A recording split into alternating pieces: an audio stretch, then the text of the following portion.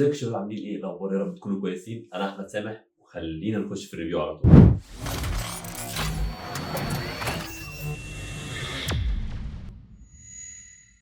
معانا النهارده منتج لازم كل بيت يحتاجه، سواء كان شقه، فيلا، تاون هاوس او حتى محل.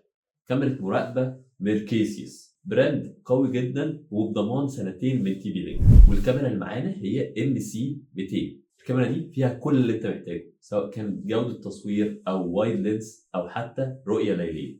وعشان خاطر نتحكم في كل الديتيلز وكل السبيكس اللي موجوده جواها، لازم ننزل ابلكيشن. خلينا خطوه بخطوه هنشوف ازاي ان احنا ننزل ابلكيشن ونتحكم في الكاميرا في كل حاجه فيه. عملنا سكان للكيو ار كود اللي موجود على العلبه، وهتبدا العظمه. والكاميرا اهي معانا عشان نشوف هنتحكم في كل حاجه ازاي. نزلنا الابلكيشن وعملنا الحساب على ميركيسيوس ابلكيشن، واخترنا الكاميرا موديل MC200. بعد كده نخش، هتلاقي واجهه المستخدم بتاعه الكاميرا، هتلاقي فيها كل حاجه تقدر تستخدمها. اولا هي تقدر ان انت تحط فيها مايكرو اس دي كارد لحد 512 جيجا، ولو مش هتستخدم المايكرو اس دي كارد تقدر ان انت تختار الكلاود ستورج، ولكن ده بيكون بفلوس زي ما انتم شايفين. بعد كده تقدر ان انت لو انت مركبها على باب الشقه تشوف هل هو في الهوم مود او في الاواي مود. خلينا في الهوم مود عشان كل حاجه تكون قدامنا ونتحكم فيها بمنتهى السهوله. بعد كده نخش على الكاميرا نفسها وهنشوف هي بتسجل ايه. ننزل تحت هلاقي البلاي باك والداونلودز بتاع الكاميرا دي، ولكن انا طبعا مش مركب اس دي كارد. المفروض كل حاجه هتلاقيها هنا. والكاميرا ميموري ده لو انت خدت سكرين شوت او سيفت حاجه او سيفت فيديو هتلاقيها في الكاميرا ميموري. تعالوا نخش ونشوف بيسجل ايه وبيسجل ازاي. تقدر ان انت تتحكم في كل حاجه زي ما انت شايف كده. كل دي تيبس وتريكس كده ليها. زي ما انتم سامعين كده هتلاقوا الصوت هنا عشان وهنا طبعا نعمل ميوت عشان اهو. انا كده لغيت الميكروفون اللي موجود في الكاميرا عشان خاطر نقدر ان احنا نتكلم. اول حاجه تقدر ان انت تاخد سكرين شوت من هنا وتسيف عندك. تقدر ان انت تسجل جزء معين من الفيديو لو جزء مهم عندك. تقدر ان انت تعمل مكالمه تليفون. ايوه يا جماعه، زي ما انت شايف تلاقي دلوقتي ان انت تقدر تعمل مكالمه عن طريق الكاميرا نفسها. هنقفل المكالمه دي عشان خاطر ما نصدعناش.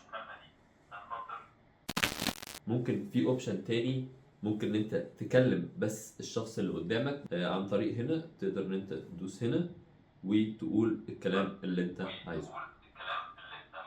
بعد كده نقدر نتحكم في كل حاجة 360 درجة، يلف 360 درجة بمدى كامل. نقدر نتحكم في التلتنج انجل اللي بيلف بيها من اول 5 درجات كده، بيعمل كوريكشن لللف بتاعه. بص رجع لنفس النقطة تاني. تقدر ان انت تعمل باترول يمين وشمال او فوق وتحت، اسكان كامل لل 360 درجة بتوع المدى بتاعت الكاميرا. في البانوراما تقدر ان تتحكم بالظبط هو يتحرك في المدى بتاع ايه. كنترولز حلوة جدا، تقدر ان انت تتحكم في كل حاجة يعتبر. تقدر كمان ان انت تعمل الارم سواء اوتو او مانيوال، بس صوته هيكون مزعج. يلا بينا. صوته مزعج كده. اوتوماتيك الارم في حته المفروض محدش يروحها، لو شغلته هيرن اول ما حد يقرب من المنطقه دي.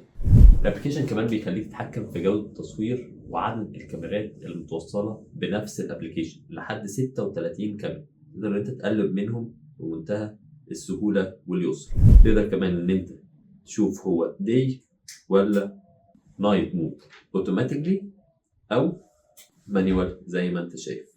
تقدر انت تقسم هنا وتشوف هي انت عندك كام كاميرا ونفس البوزيشن في نفس الوقت. تقدر كمان ان انت لو مش عايز حاجه تتصور في خلال مثلا ساعه او نص ساعه او وات ايفر، تخش في البرايفسي مود، بس لازم تخرج منه اول ما تخلص عشان ما تتقفش يا معلم.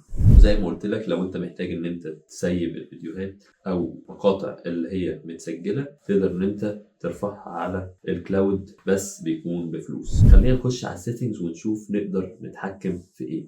اول حاجه الموشن تراكنج. موشن تراكنج ده بيخلي الكاميرا تبص على الجزء اللي بيتحرك. يعني خلينا نجرب كده، هتلاقي الكاميرا اتحركت على ايديا. تاني حاجة تشوف الديتكشن زون، ممكن تخلي الجزء ده بس هو اللي اكتف، او يعني هو ده المهم اللي معمول عليه ديتكشن، واول ما يبقى فيه حركة يجي لك نوتيفيكيشن بمنتهى السهولة. كمان تقدر تعمل موشن ديتكشن، اول ما حاجة تتحرك قدامه يبعت لك نوتيفيكيشن، او بيرسون ديتكشن، ودي اهم الصراحة عشان ما يقعدش يبعت لك كذا نوتيفيكيشن، لا لما يشوف شخص بيتحرك يبعت لك نوتيفيكيشن على طول. يعني ممكن قطة مش هيقول لك حاجة، لازم شخص. وعشان خاطر مزيد من السكيورتي، لما يكون في جذع شجرة او وات ايفر على الكاميرا وحاجة متخبية، هيبعت لك نوتيفيكيشن ويقول لك خلي بالك يا معلم، الكاميرا متخبية ومتعتم عليها، مش هو ده الفيو اللي على طول بتسجله. والبيبي كراي ديتكشن لو انت عايز تحطه في اوضه النوم بتاعت الاطفال عشان خاطر تبقى مطمن، دي بمنتهى السهوله تقدر ان انت تفعلها من هنا. وعشان خاطر يجي لك نوتيفيكيشن لازم تعمل تيرن اون نوتيفيكيشن، اكتيفيتي نوتيفيكيشن، والريتش نوتيفيكيشن. ريتش نوتيفيكيشن للاسف للبريميوم بس اللي لازم تدفع عشان. بالنسبه للاكتيفيتي تايب تقدر تحدد بالظبط انت محتاج يجي لك نوتيفيكيشن على ايه، سواء موشن، بيرسون، كاميرا تامبرنج اللي هي التعتيم او حاجه محطوطه على الكاميرا، او البيبي كراي ديتكشن. تقدر كمان تحدد النوتيفيكيشن دي بتجيلك امتى بالتحديد، سواء دايما او during the day او during the night او whatever الوقت اللي انت محتاجه. وهنا تقدر تلف الكاميرا وتتحكم فيها عشان تبص على ال 360 درجة بتوعك بمنتهى السهولة زي ما شفنا. تقدر هنا تبص على الستورج بتاعتك والاس دي كارد لو انت حاطط فيها اس دي كارد. الفيديو كواليتي تقدر تتحكم في كل حاجه، فيديو كواليتي من اول 1080 720 او اوتوماتيك تكون معتمده على النت. والفريم ريت برضو 15 20 25 على حسب انت برضو النت عندك قوي ولا لا، وعلى حسب انت عايز تخزن فيديوز مساحتها اتقل ولا لا. الجوده بتاعتها بتكون احسن طبعا كل ما الفريمز بير سكند بتكون اعلى. الفيرت ايمج دي حاجه مهمه جدا لما تتحط فوق على السقف عشان خاطر تقلب الكاميرا فتظبط معاك. بريسيزون لو انت عندك منطقه معينه من الكاميرا مش عايز ان هو يبعت لك نوتيفيكيشن كل شويه، تقدر ان تحددها بمنتهى السهوله. والاون سكرين ده اللي هو بيبقى مكتوب على الفيديو نفسه التاريخ والكلام اللي انت هتحط عليه هنا، تقدر ان تتحكم فيه باي جمله انت حاببها. دي كلها ديسبلاي تاج، ممكن تقدر ان تحط لايف تاج او سبيد تاج موجودين على الريكوردد. بصوا هنا الفيديو بقى مقلوب عشان خاطر احنا عملناها انفرت. حاجه كمان برضو مكتوب اللايف فوق والتاريخ والوقت بالتحديد والموديل MC200 كل حاجه. تقدر كمان ان انت تطفي او تولع اللمبه اللي موجوده هنا دي، وكمان تشوف لو في ليها اي ابديت اكيد هيخلي الاداء بتاعها احسن. وبس كده، دي كانت كل حاجه موجوده في الابلكيشن بتاع الكاميرا دي، وتقدر ان انت تشتريها عن طريق شوب نمبر 99. هسيب لكم اللينك تحت في الديسكربشن ببرومو كود AS50 عشان تاخد خصم 50 جنيه على اي منتج من منتجات ميركيسيس. يا رب تكونوا انبسطتوا، يا رب تكونوا استفدتوا، ان شاء الله اشوفكم الفيديو الجاي. سلام.